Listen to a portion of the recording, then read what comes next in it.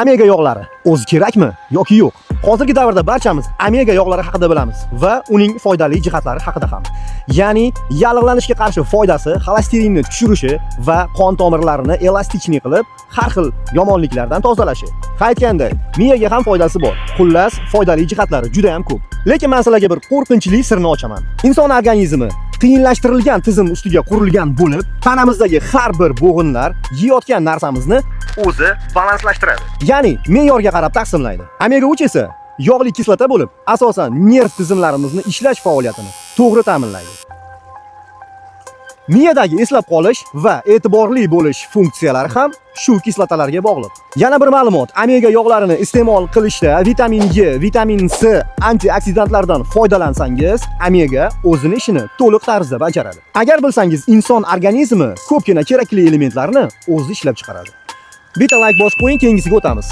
Boshida aytganimdek, o'sha hech kim e'tibor qilmaydigan noxush sir, ya'ni noxush xabar, omega kislotning yog'larini inson organizmi o'zi ishlab chiqarmaydi. Biz bu yog'larni ovqatdan va omega kapsulalardan olishimiz shart.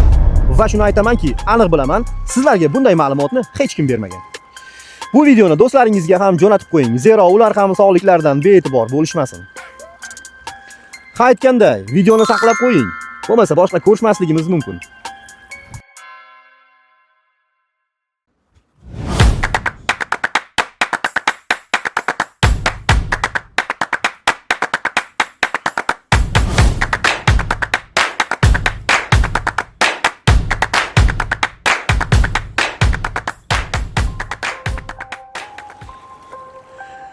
Omega yog'lari o'zi kerakmi yoki yo'q?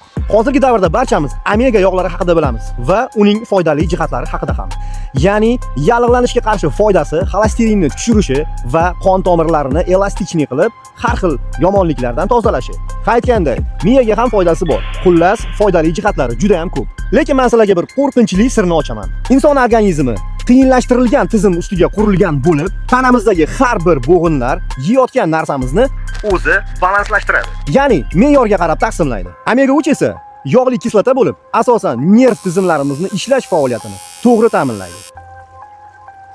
Miyadagi eslab qolish va e'tiborli bo'lish funksiyalari ham shu kislotalarga bog'liq. Yana bir ma'lumot, omega yog'larini iste'mol qilishda vitamin G, vitamin C,